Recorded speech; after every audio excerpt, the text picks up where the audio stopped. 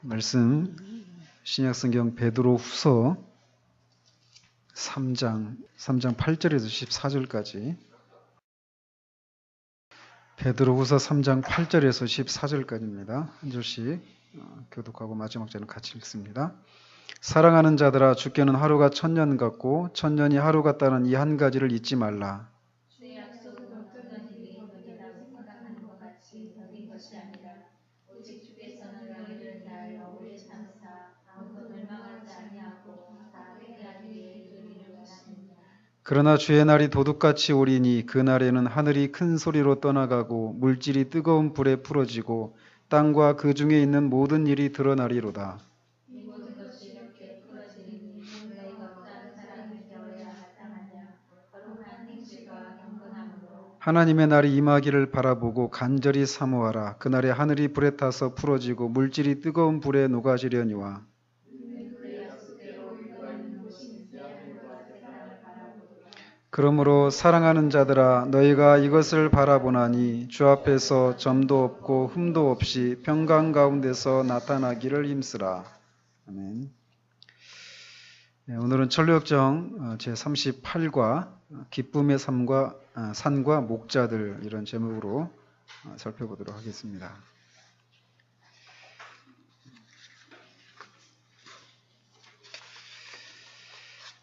우리가 지난주에는 뭘 봤죠? 지난주에는 37과를 봤죠. 그죠? 37과에서 우리가 그 절망 거인에게서 이제 나오고 그리고 나서 이제 그 헤쳐 나온 거죠. 그죠? 그리고 나서 이제 그 자신의 그 삶을 돌아보면서 자신의 실수들을 돌아보면서 이제 다른 사람들이 이렇게 넘어지지 않도록 거기에 이제 비석 같은 걸 세워놓고 이렇게 올라가는 그런 장면입니다. 그래서 이제 힘들었던 그 길로 다시 들어선 거예요. 그러니까 맨 처음에 그 길로 샛길 초원으로 빠져나갔던 것은 그들이 가려고 하는 그 길이 이제 험하기 때문에 피해서 갔던 건데 우여곡절 끝에 그들이 다시 이제 그 길로 험한 길로 들어섰습니다. 그래서 이제 계속 보시면 계속 길을 가던 크리스천과 소망은 기쁨의 산에 도착했습니다. 이 산은 전에 언급했던 언덕의 주인에게 속한 것이었습니다. 자, 1번에 보면 기쁨의 산은 영적으로 높아진 수준을 의미합니다. 순례자들이 영적으로 높아진 수단은 무엇이었습니까? 이렇게 묻고 있습니다. 그전에도 우리가 초기에 신앙생활 초기에 그 언덕에 언덕의 그 정자에서 이렇게 쉬었던 그 장면이 있잖아요. 그 산의 이제 주인이죠. 그 하나님이신데, 그래서 여기서 말하는 기쁨의 산도 그 언덕의 주인에게 속한 그런 산인데, 기쁨의 산, 여기서 말하는 기쁨의 산은 뭔가, 뭐 여러 가지로 얘기할 수 있는데, 이제, 김홍만 목사님 같은 경우는 이거를 영적으로 높아진 수준을 말한다. 이렇게 얘기를 하고 있습니다. 그래서, 조금 더 그 전에 신앙이 어릴 때는 깨닫지 못했던 그런 신앙의 깊은 것들을 이렇게 깨달을 수 있는 어떤 그런 수준에 올라가는 것을 이렇게 말한다라고 말하는데, 저는 이 부분에서 조금 이제 과연 그것만 말할까 이런 생각을 좀 해봐요. 그래서 뒤에서 이제 좀 더 그렇게 다루는 문제를 가지고 좀 더 이렇게 제 견해를 한번 좀 얘기해 보도록 합니다. 어쨌든 뭐 그렇다고 치고, 그러니까 기쁨의 산이 영적으로 높아진 수준을 의미한다라고 치고, 이들이 이렇게 영적으로 수준이 높아질 수 있었던 그 수단은 무엇이었는가 이렇게 묻는데, 결국 이들이 여기까지 오게 된 것은 많은 고난을 통해서 여기까지 오게 되었다라는 것입니다. 그래서 우리가 순례길에서 겪는 이런저런 고난, 이것이 우리로 하여금 영적으로 성장하게 만드는 한 방편이 된다라는 것이죠. 근데 단 조건이 있죠. 전제가 있는데 그 고난 속에서 우리가 성령의 그런 인도하심에 그 순종하고 또 그 속에서 말씀을 깨닫고 영적인 진리를 깨닫는 이런 선순환이 있을 때 이런 것이 있는 것이지, 고난 자체가 우리를 영적인 수준이 높은 사람으로 만들어주는 것은 아닙니다. 오히려 있잖아요. 고난을 겪으면서 사람이 더 하나님으로부터 멀어져 버릴 수 있습니다.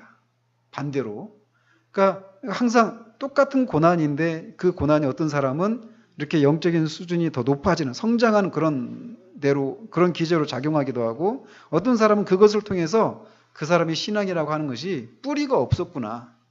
그 돌밭에 뿌려진 그 말씀, 그 씨앗처럼 말씀을 인해서 환난을 겪을 때 져버리는 이런 모습을 보이면서 그 사람의 신앙이 뿌리가 없는 신앙이었구나. 이걸 말해주는 그런 기제로 이 고난이라고 하는 것이 작용되기도 합니다. 그러나 어쨌거나 우리가 한 사람이 이렇게 영적으로 성장해 가는 과정에서 이 고난이라고 하는 것은 아주 그렇게 순기능을 할 수 있다라는 것입니다. 자, 계속 보시면 그래서 두 순례자는 산으로 올라가서 정원과 과수원과 포도원, 샘물들을 바라보았습니다. 그곳에서 물을 마시고 몸을 씻었으며 포도원에 들어가 자유롭게 포도를 따 먹었습니다. 산의 꼭대기에 올라갔을 때 목자들이 양떼들을 먹이고 있었습니다.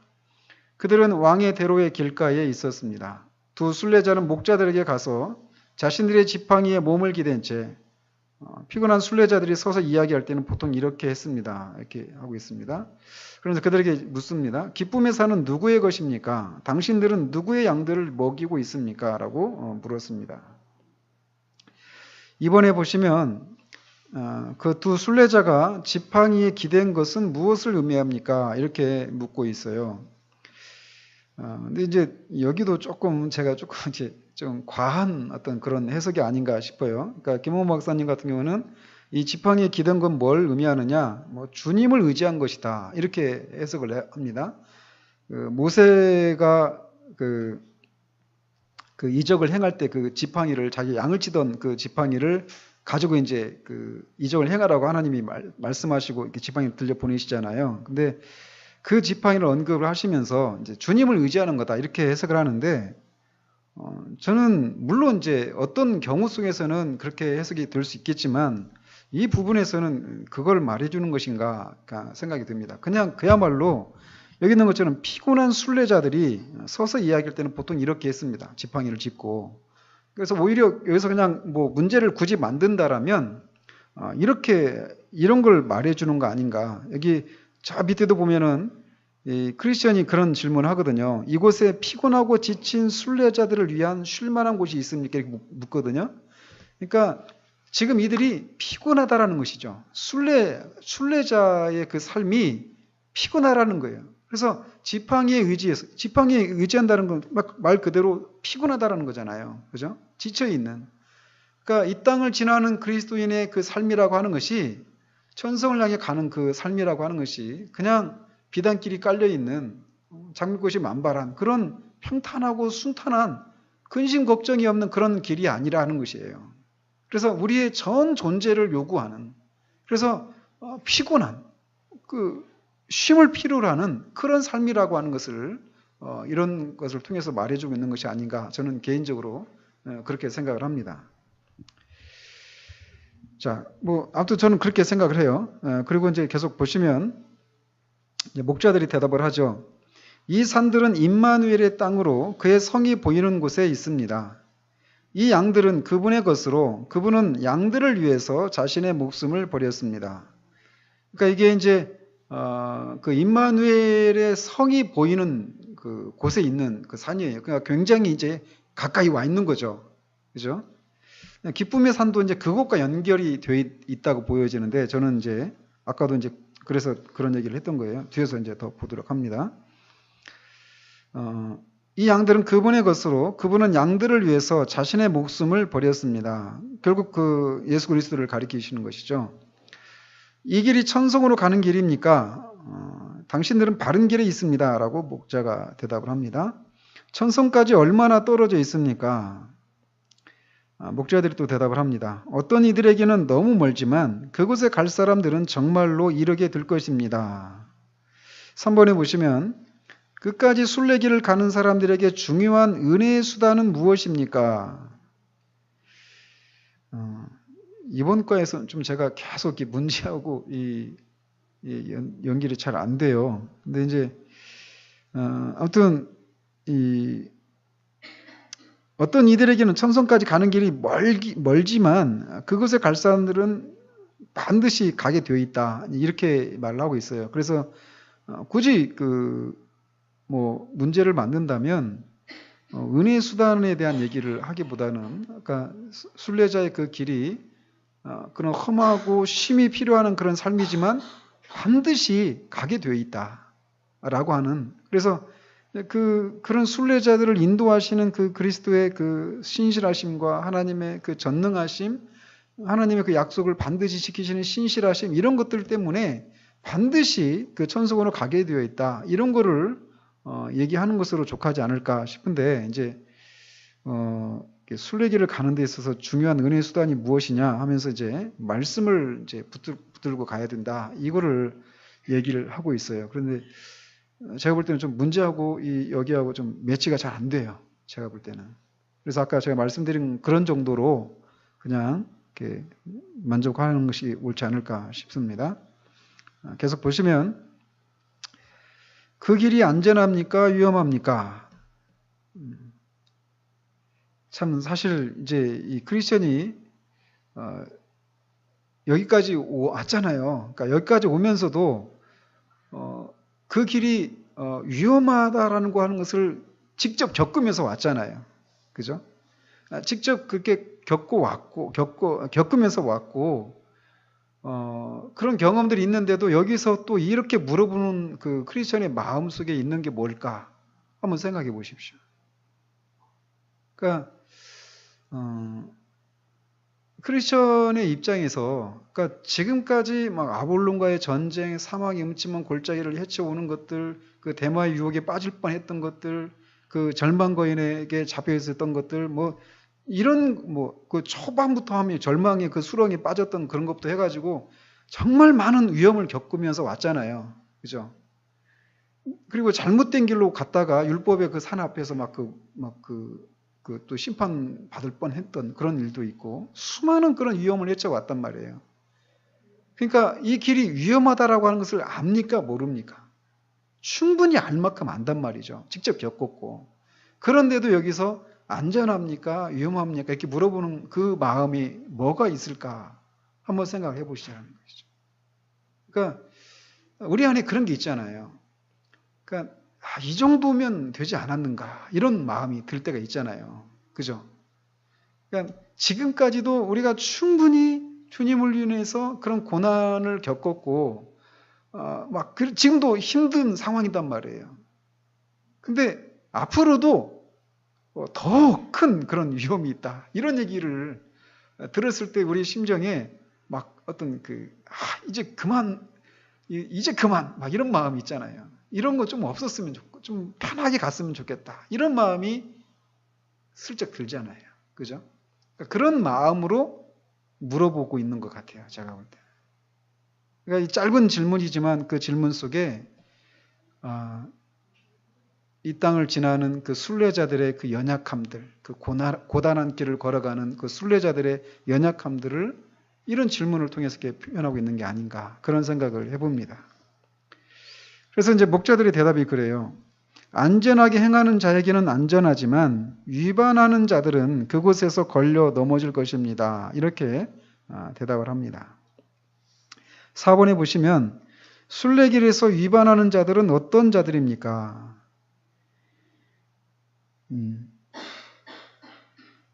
그러니까 여호와의 도를, 이제 호세에서 나오는 것처럼 여호와의 도는 정직하니 의인은 그 길로 다니거니와 그러나 죄인은 그 길에 걸려 넘어지리라, 이 말씀에 근거한 것인데, 순례의 길에서 위반한다, 그 얘기는 결국 여호와의 도를 따라서 순례길을 행하는 것이 아니라 인간적인 지혜와 수단을 의지해서 이 길을 헤쳐가려고 하는 것을 이렇게 말하는 것이죠.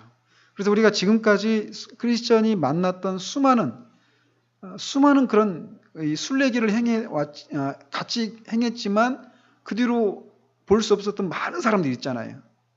다 뒤로 물러가고 말았던 그 사람들이 한결같이 그 왕의 대로로 가야 되는데 그것이 아닌 다른 조금 더 편안한 길로, 샛길로 이렇게 오면서 결국은 다 멸망의 길로 빠져나갔던 것처럼 그런 거죠. 그 천성의 그 주인이신 주님께서 정해놓으신 그 순례의 길, 그 방식, 여호와의 도를 따라서 행해야 되는데 그것을 따르지 않고 자신의 생각대로 그리고 이 세상의 풍조와 또 인간적인 어떤 그런 수단과 방법 이런 것들을 이렇게 사용해서 그 길을 행하는 자들이라고 말을 할 수 있습니다. 그러니까 순례길을 위반하는 자들은 그들의 결국은 멸망입니다. 크리스천이 또 묻습니다. 이곳에 피곤하고 지친 순례자들을 위해 쉴 만한 곳이 있습니까? 이 산의 주인께서 우리에게 분부하시기를 손님 대접하기를 잊지 말라고 하셨습니다. 따라서 여러분 앞에 좋은 곳을 마련해 두었습니다. 여기서도 크리스천이 자신에 대해서 피곤하고 지친 순례자들이라고 이렇게 표현하고 있어요. 그러니까 지금 아까 지팡이에 그 기댔던 것도 이런 것의 연장이고 여기서도 안전합니까? 위험합니까? 이렇게 물어보는 것도 지금 그들의 상태가 이런 거죠. 그러니까 쉼이 필요한 그런 거죠. 그래서 그런 상태까지 물어보니까 이제 그렇게 대답합니다. 5번에 나 자신 속에 은혜가 있다라는 것은 어떤 삶의 방식으로 나타납니까? 뭐 은혜가 있다라고 할 때 우리는 뭐 여러 가지로 나타날 수 있겠죠. 그런데 여기서 이제 여기와 관련해서는 나그네를 대접하는 것, 손님을 대접하는 것, 이것을 통해서 우리 안에 은혜가 있다라고 하는 것이 이렇게 드러나게 되어 있다라는 것입니다. 특별히 이렇게 피곤하고 지친 순례자라고 표현하는 이렇게 연약하고 힘없는 상태의 사람들을 돌아보는 것은 그리스도의 은혜, 그 사람 안에 은혜가 있다라고 하는 어떤 표현이 될 수 있다라는 것입니다. 물론 이것만이 아니라 여러 가지 중에 한 가지를 말하는 것입니다.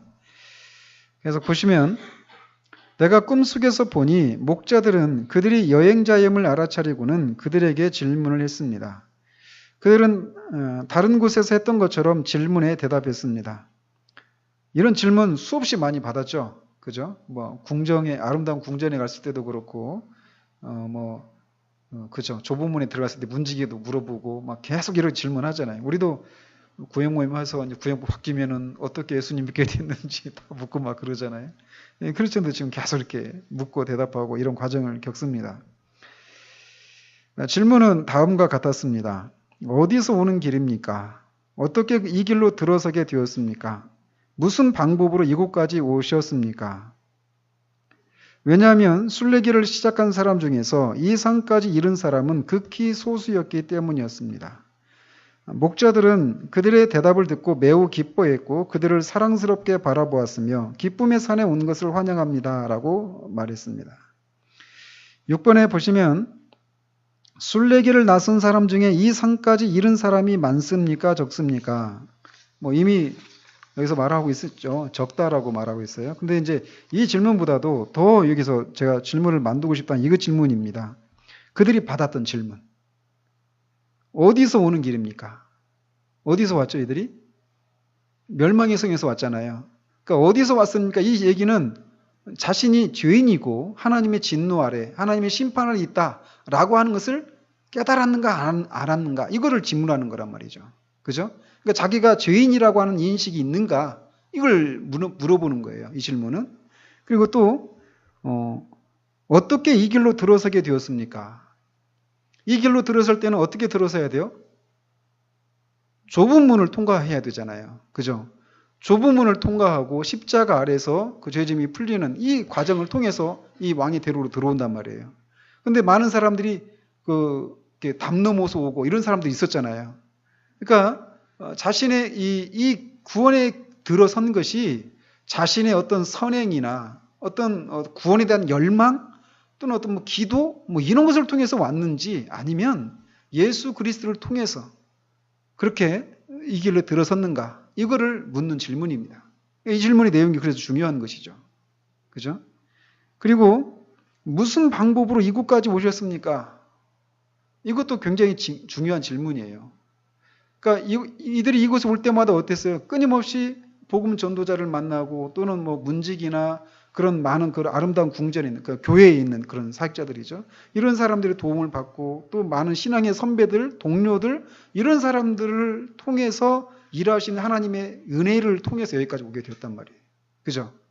그러니까 무슨 방법으로 여기까지 오게 되었습니까? 이 질문은 그 사람의 여기까지 행보가 하나님의 은혜로, 그리스도의 그 돌보시는 은혜로 여기까지 오게 되었는가에 대한 그런 분명한 인식이 있는가 없는가, 이거를 물어보는 거예요. 그러니까 이게 결국은 이 사람이 그리스도인인가 아닌가를 묻는 그런 질문, 아주 짧은 질문들이지만 이걸 물어보는 질문들이란 말이죠. 그래서 지금 여기서 이 목자들이 바르게 지금 묻고 있는 거예요. 그죠? 그러니까 이 사람이 정말 그리스도인인가, 죄에 대한 인식이 있고, 그리스도에 대한 그런, 그리스도가 자신의 구세주라고 하는 분명한 그런 인식이 있고, 구원받은 이후의 그 삶의 행복 가운데서도 성령의 도우심과 주님의 은혜가 필요한 그런 존재라고 하는 그런 인식이 있는가에 대한 질문을 하고 있는 거란 말이죠. 그러니까 질문을 만든다면 저는 이 질문이 더 낫지 않을까 싶어요. 근데 어쨌든 왜 이런 질문을 했는가라고 대답하면서 말하기를, 여기에 오는 사람, 이 산까지 이른 사람이 극히 소수라는 것이에요. 그러니까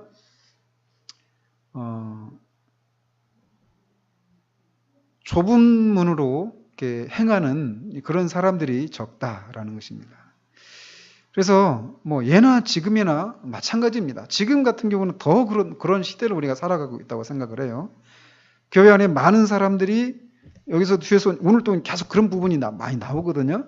많은 사람들이 자신이 자칭 그리스도인이라고 하지만, 그리고 그리스도인의 그런 삶을 살아가면서 이런저런 어떤 것들을 경험했다라고 말하고 있지만, 그것이 정말 구원받은 사람에게서 나타나는 그런 것이 아닌, 그래서 주님의 날에 전혀 그들을 구원하는데 아무런 효력을 발휘하지 못하는 지푸라기 같은 것들, 이런 것들을 붙들고 있는 사람들이 많단 말이죠. 그런 것들을 이제 경계하는 그런 얘기들입니다. 자, 계속 보시면 목자들의 이름은 지식, 경험, 경계, 신실이었습니다. 목자들은 순례자의 손을 잡고 자신들의 천막으로 데리고 가서 잘 준비된 식사를 함께 했습니다. 더욱이 목자들은 우리는 당신들이 이곳에 잠시 머물면서 우리와 함께 친해지고 이곳 기쁨의 산에서 나오는 좋은 음식물로 위로를 삼기 원합니다. 라고 말했습니다. 밤이 늦어서 두 순례자들은 머물겠다고 말했고 그날 밤 그곳에서 쉬었습니다. 7절에 보시면 목자들의 이름은 무엇을 의미합니까?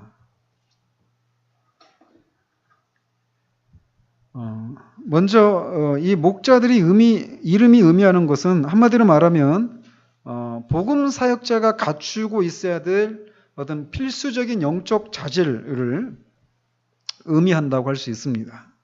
그래서 먼저 보시면 지식, 그러니까 지식이 필요한 거예요.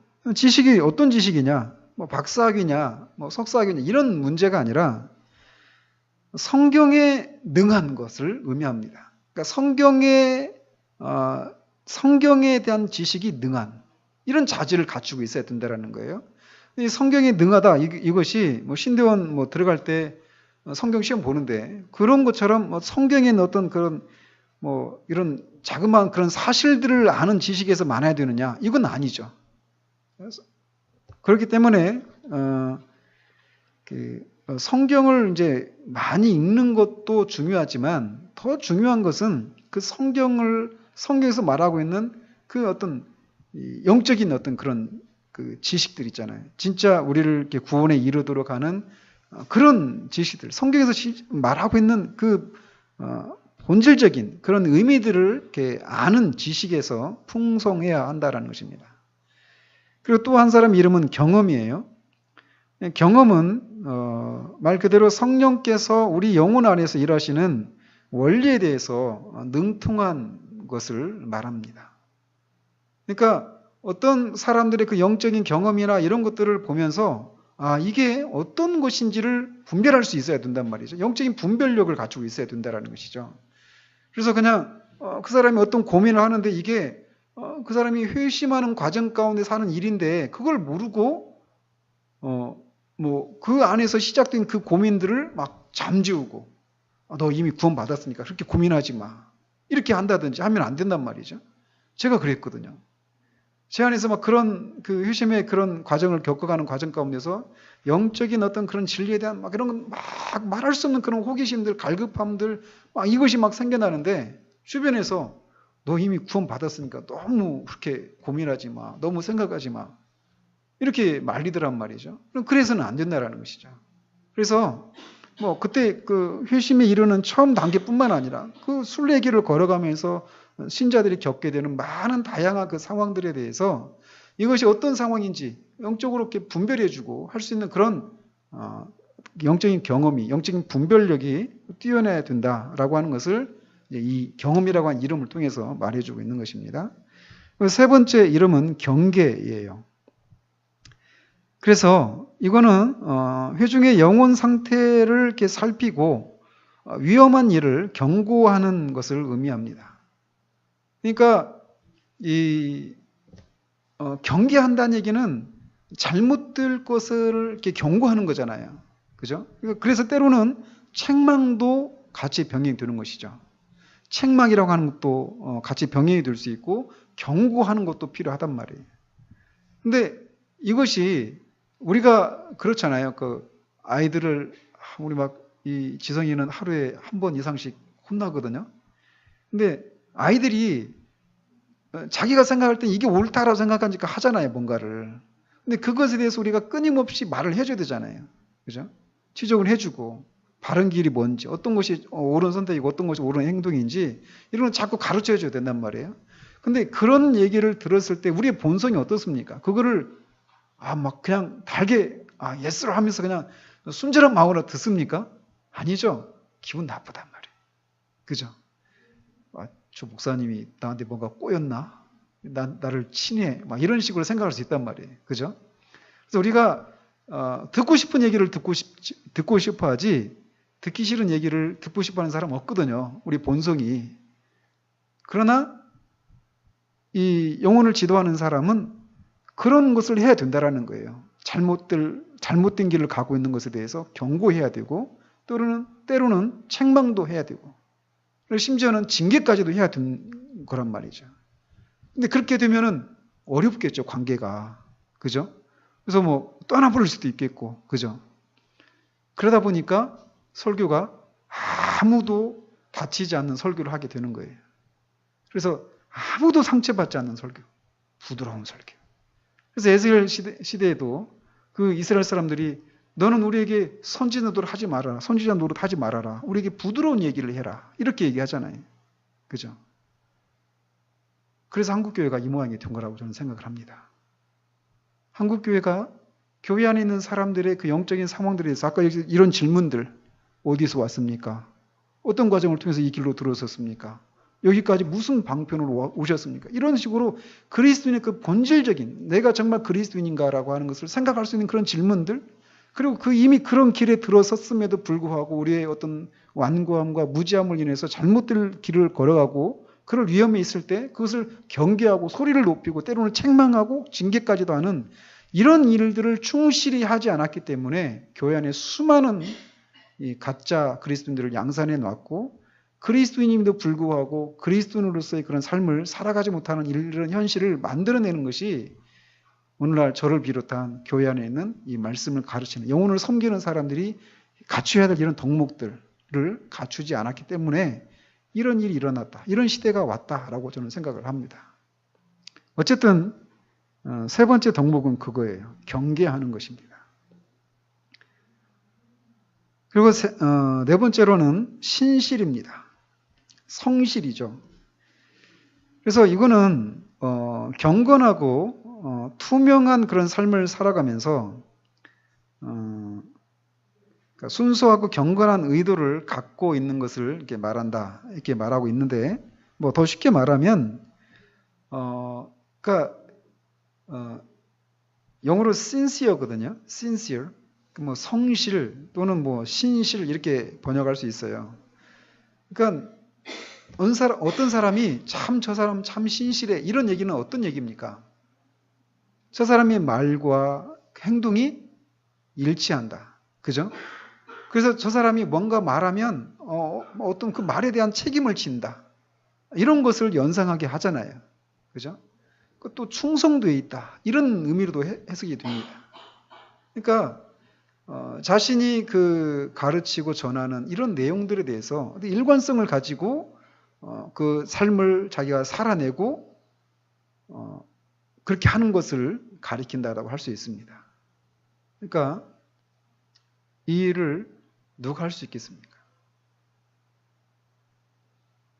그렇기 때문에 끊임없이 내가 이 일을 하기에는 얼마나 부족한가라고 하는 것을 볼 수밖에 없는 사람이 또 영혼을 섬기는 위치에 있는 사람이에요. 그래서 그거를 늘 보고 또 그렇게 될 것을 사모하고 막 애를 쓰면서 가는 것이죠. 삶이. 또 목자들의 이름이 이제 그런 것들을 의미합니다. 자, 또 계속 보시면 내가 꿈속에서 보니 아침에 목자들이 크리스천과 소망을 불러서 함께 산을 걷자고 했습니다. 그래서 순례자들은 목자들과 전망이 좋은 길을 잠시 함께 걸었습니다. 그때 목자 중 한 사람이 다른 목자에게 우리가 이 순례자들에게 놀라운 것을 보여줄까요? 라고 물었습니다. 8번에 보시면 목자들이 두 순례자들에게 보여주는 것은 무엇입니까? 이 순례자들에게 놀라운 것을 보여줄까요? 이제 물어보고 이제 보여주기를 하는데 여기 보면은 이렇게 부정적인 것, 그 다음에 긍정적인 것 이거를 다 보여줍니다. 그 내용들을. 그래서 이제 이 측면에서는 이제 아까 이 기쁨의 산이 영적으로 높은 수준을 의미한다. 이거 여기에서는 제가 동의를 해요. 이 부분에서는 뭐냐? 결국 이 두 순례자들에게 보여주고 있는 것은 장성한 자들이 먹는 그 단단한 음식에 해당되는 그런 어떤 진리를 가리킵니다. 그래서 이들에게 조금 더 높은 신앙의 수준에 해당되는 그런 가르침들, 뭐 또 딱딱한 음식에 해당되는 것이겠죠. 그래서 그런 딱딱한 가르침을 이제 조금 더 높은 수준의 그런 가르침을 이 두 순례자들에게 이제 가르쳐 줍니다. 그러니까 이 측면에서도 이제 또 목회자들, 이 영혼을 섬기는 이 목자들이 이 순례자들이 이거를 받을 만한가 받을 만하지 못한가 이거를 분별하고 이렇게 이걸 전하는 거잖아요. 그죠? 그러니까 아까도 말했던 것처럼 어떤 경험 또는 이 지식 이런 두 요소들이 같이 갖춰져야 될 이유가 바로 여기 있는 것이에요. 그래서 아직 영적으로 어려서 그걸 받을 수가 없는데 그거를 얘기해 준다든지 이렇게 해버리면 오히려 이제 역효과가 날 수도 있다라는 것이기 때문에 그런 덕목들이 필요하다는 것이죠. 그래서 어쨌든 이제 두 순례자들이 보게 되는 것은 이제 그들이 좀 더 높은 신앙의 수준에 도달해서 그들이 이제 받아들일 수 있는 그런 조금은 어려울 수도 있는 그런 가르침들을 이제 제공받고 있는 것입니다.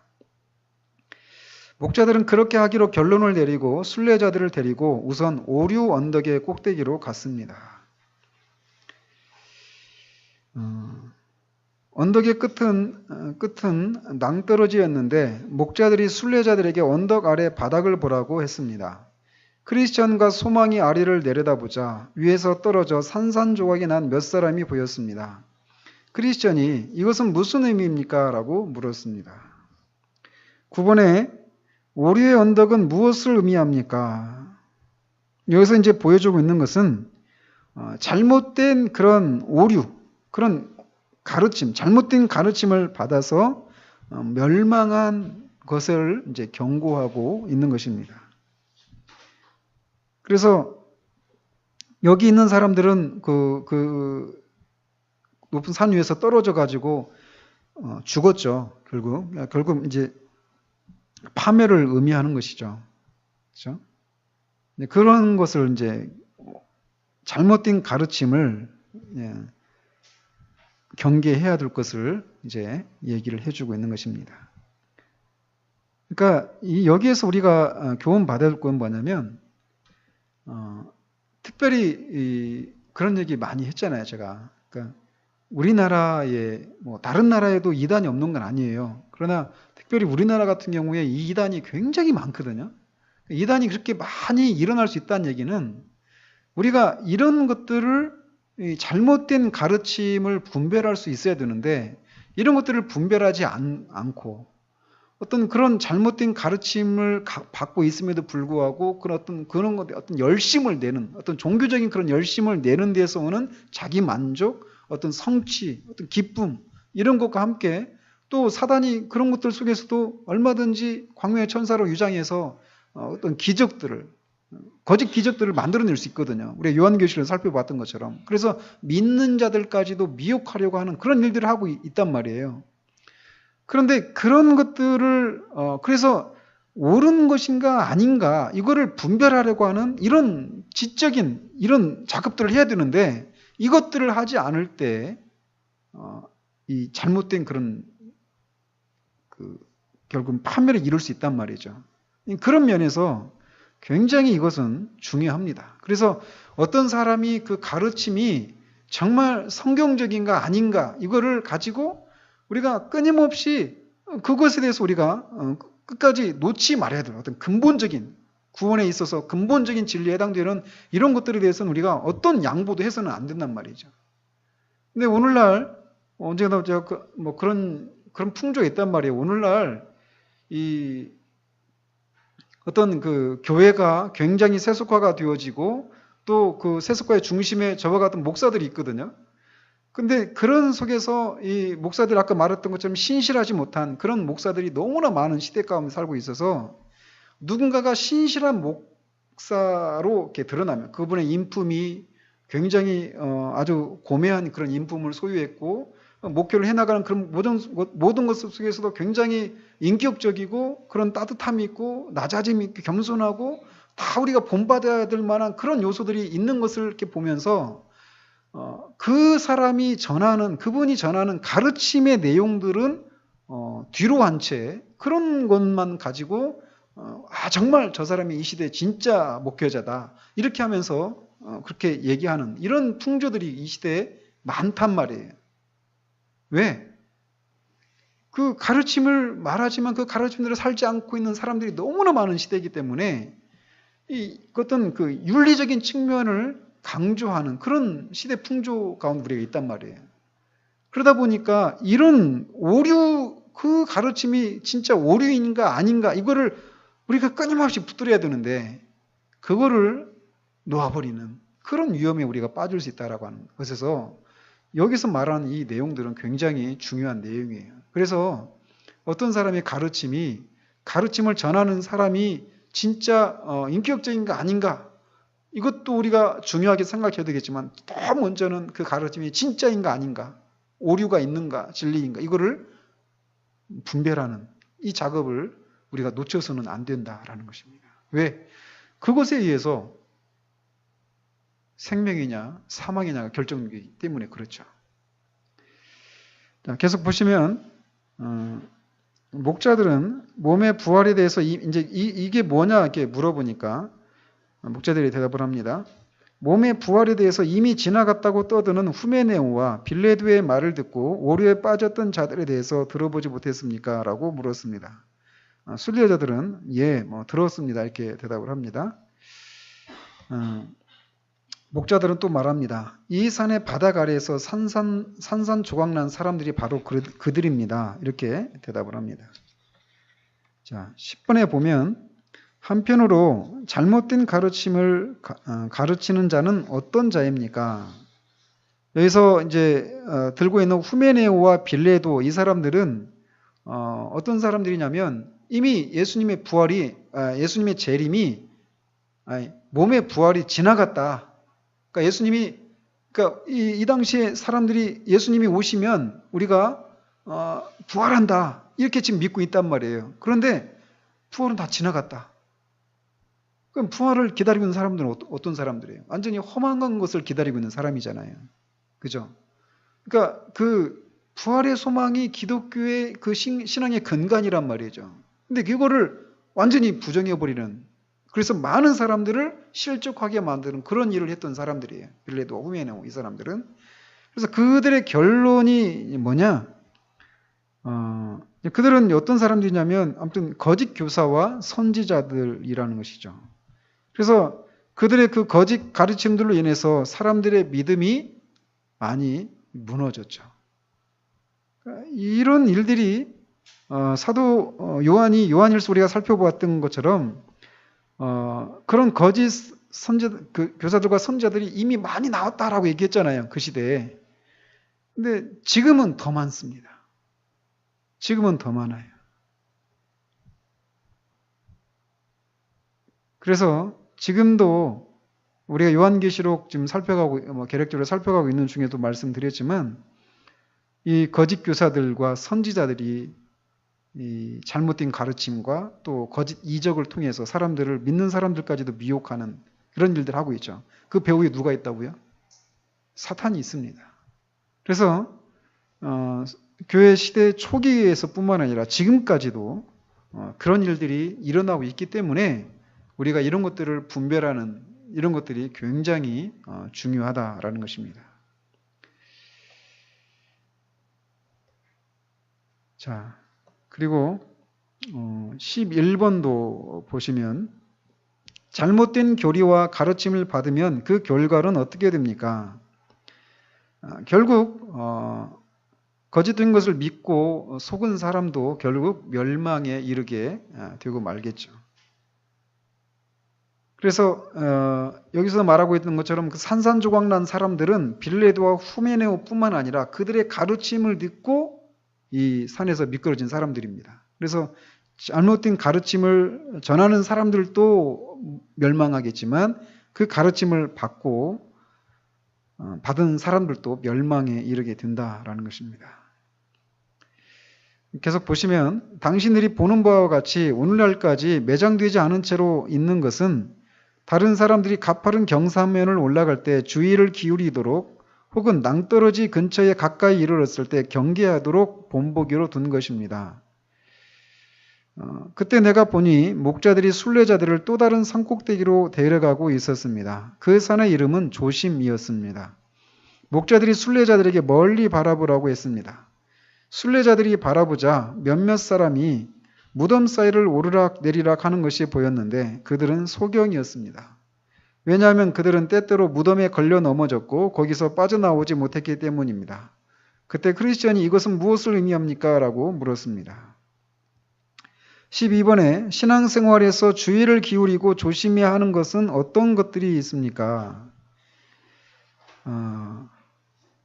우리가 지금까지 크리스천이 겪었던 그 모든 것들 다 주의해야죠. 그죠? 그러니까 뭐 어느 한 가지를 한두 가지 얘기가 아니죠. 그러나 이제 이 근거 구절로 이제 제시하신 그 누가복음 21장 34절에 보면 너희는 스스로 조심하라. 그렇지 않으면 방탕함과 술 취함과 생활의 염려로 마음이 둔하여지고 뜻밖의 그날이 덕과 같이 너희에게 임하리라 이렇게 말하고 있어서 이제 특별히 주의하라고 하는 것은 이런 이 방탕함과 술 취함과 생활의 염려 이런 것이 우리의 마음을 지배하지 못하도록 그런 것들을 이렇게 주의해야 된다 이렇게 얘기를 하고 있는데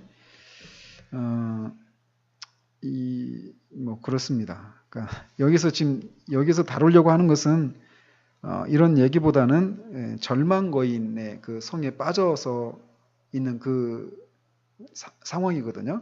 그러니까 결국은 이 마음이 이렇게 절망해버리는 마음이 떨어지는 거죠. 그야말로 이런 것들을 주의를 해야 된다라는 것이에요. 근데 왜 절망을 하게 됐을 때 이 소경을 가지고 얘기했는가? 우리가 한번 생각해 보십시오. 절망에 우리가 빠졌을 때 영적인 것들을 제대로 분별합니까? 아니죠. 우리가 절망에 빠졌을 때 나타나는 것 중에 하나가 뭐냐면 영적인 분별력을 상실한다는 거예요. 그래서 그 상황을 영적으로 해석을 하지 못하고 자기 연민에 사로잡혀서 그래서 그거를 상황을 제대로 파악하지 못하기 때문에 계속 이 사람이 무덤 사이에서 계속 넘어지고 앞으로 막 넘어지면서 계속 그 자리를 계속 맴도는 것처럼 우리가 영적으로 그 절망 상태 가운데 있을 때 영적인 분별력을 상실하기 때문에 영적인 소경과 같은 그런 처지에 빠지게 된단 말이에요. 그래서 여기서 이제 주의해야 될 것은 우리 마음이 절망하는 거. 이거를 이제 주의해야 된다. 이렇게 말을 해야 되지 않는가 싶습니다. 조금만 더 보시도록 합니다. 당신들은 이 산들의 약간 아래쪽 길 왼편에 있는 초장으로 들어가는 계단을 보지 않았습니까? 봤었죠. 거기 들어갔었잖아요. 예, 보았습니다. 그 계단에서 절망 거인이 지키고 있는 의심의 성으로 인도되는 길이 있습니다. 그래서 무덤에서 그 헤매고 있는 사람들을 가리키면서 저 사람들은 당신들처럼 순례길을 떠나 계단이 있는 곳까지 왔습니다. 그리고 그곳에서 순례길이 너무 험하기 때문에 순례길에서 벗어나 초장으로 들어가는 길을 택했고 그곳에서 절망 거인에게 붙잡혀서 의심의 성에 내던져졌습니다. 지하 감옥에 얼마간 갇혀 있다가 거인이 마침내 그들의 눈을 뽑았고 무덤들이 있는 저곳에 데려다가 오늘날까지 그곳에서 방황하도록 만든 것입니다. 이것은 지혜자의 말씀이 성취된 것입니다. 명철의 길을 떠난 사람은 사망의 회중에 거하리라. 크리스천과 소망은 눈물을 글썽이며 서로 바라보았습니다. 그러나 목자들에게는 아무 말도 하지 않았습니다. 내가 꿈속에서 보니 거기까지 보고 13번 한번 보시면요. 목자들의 설명에 두 순례자가 눈물을 글썽거렸던 이유는 무엇입니까? 우리가 살펴봤듯이 이 사람들도 거기에 갇혔었고 똑같이 절망 거인한테 흠씬 맞고 이제 죽을 위기에 있었던 사람들이죠. 똑같은 그런 잘못을 했단 말이죠. 근데 이들은 거기서 이렇게 빠져나올 수 있었어요. 그러니까 결국 빠져나오는 과정 속에 뭐가 있었죠? 그들이 토요일 날 밤에 이 기도를 했잖아요. 철야 기도를 했죠. 그죠? 주일날 맞으면서. 그리고 주일날 그렇게 그 약속의 열쇠가 있다라고 하는 것을 알고 빠져나올 수 있었죠. 근데 그렇게 그들이 기도하고 그 약속을 붙들고 이렇게 빠져나올 수 있었지만 그 배후에 뭐가 있었다고 우리가 살폈죠? 하나님의 은혜가 있었다. 은혜가 역사했다. 이렇게 말씀을 드렸잖아요. 그러니까 결국 이 두 순례자가 눈물을 글썽거리는 것은 그렇게 저 사람들과 똑같이 자신들도 그렇게 똑같은 실패를 경험했는데 자신들은 하나님의 은혜로 거기서 나와서 계속해서 그 길을 천성을 향해 갈 수 있게 되고 그들은 거기서 결국은 이렇게 된 이런 것을 보면서 정말 하나님의 은혜를 다시금 깊이 생각하게 되었겠죠. 그리고 자신들의 그런 잘못을 기억하면서 또 다시 이렇게 그런 잘못된 선택을 하지 않으리라라고 하는 이런 마음의 그런 각오도 새롭게 하는 그런 것도 담겨 있을 수 있겠죠. 이 눈물 속에는. 그래서 그렇기 때문에 이것을 이렇게 보면서 이들이 눈물을 흘린다는 얘기는 자신의 그런 그 연약함을, 자신의 그런 과오를 인정하는 거잖아요. 그죠? 결국은 그렇기 때문에 똑같은 그런 우리가 다른 사람들의 그런 실패와 넘어짐을 보면서 어떤 마음의 태도를 가져야 되느냐? 우리도 그렇게 될 수 있다라고 하는 거. 주님의 은혜가 아니면 우리도 얼마든지 그렇게 될 수 있다라고 하는 것을 기억하고 겸비한 그들을 판단하고 하는 것이 아니라 우리도 우리의 마음을 경계하는 우리도 주님의 은혜가 아니면 그렇게 될 수밖에 없는 그런 사람들이었다라고 하는 것을 기억하는 그런 것이 필요하다라는 것이죠. 예, 여기까지 하고 다음으로 이렇게 이어가도록 하겠습니다. 오늘 다 끝낼 수 없는 그런 양이어서요. 13번까지 살펴봤습니다.